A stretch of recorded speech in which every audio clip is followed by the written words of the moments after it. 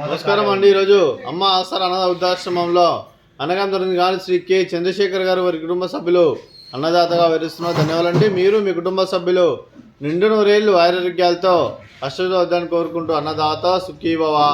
అలాగే ఈరోజు సందర్భం అంటే మానవ సేవ మానస లక్ష్యంగా 65 మంది నిరాశ్రతుల ఆకలి తీర్చడానికి ఆ పరమశివుని ఆశీస్సులతో నెలవారీ దాతగా శ్రీ చంద్రశేఖర్ గారిచే అనగాం చేయడం జరుగుతుంది.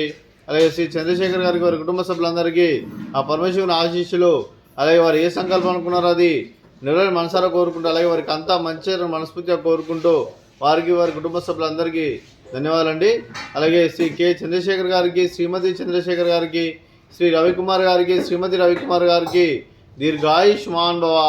మీరు నిండు నూరేళ్లు ఆరోగ్యాలతో అష్టవద్దని కోరుకుంటూ, అలాగే సంవత్సరం మీరు తలపెట్టిన అన్ని పనులు విజయం లభించి ఆధ్యాత్మికంగా వ్యక్తిగతంగా ఉన్నత శిఖరం అందించే శక్తి ఆ భగవంతుడు మీకు ప్రశంసలు కోరుకుంటూ, అలాగే మీకు ఎన్నటి తరగని ఆరోగ్యాలు అష్టైశ్వర్యాలు సుఖశాంతులను ప్రశంసలు దేవుని పేరుతూ దీర్ఘాయుష్మాన్ భవ.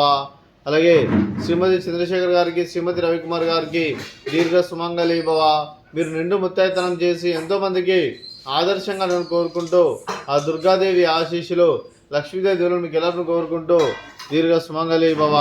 అలాగే ఈ ఆశ్రమానికి పెద్ద దిక్కువరిస్తున్న తండ్రి లాంటి పెంటేశ్వర మరియు పుష్పలమ్మ గారికి పాదవందనం చేసి 365 రోజులు నిత్యనం జరగాలని కాన్సెప్ట్తో ముందుకొచ్చి తను చేసి తన వందల మంది వేల మందిని చేపిస్తున్న పెంటేశ్వర మరియు పుష్పలమ్మ గారి వారి కుటుంబ సభ్యులందరూ ఎల్లప్పుడూ నిండు నూరేళ్లు ఆరోగ్యాలతో అష్టవద్దని కోరుకుంటూ, అలాగే పెంటేశ్వర మరియు పుష్పలమ్మ గారికి ప్రత్యేక దినం తెలుపుకుంటూ పాదవందనం.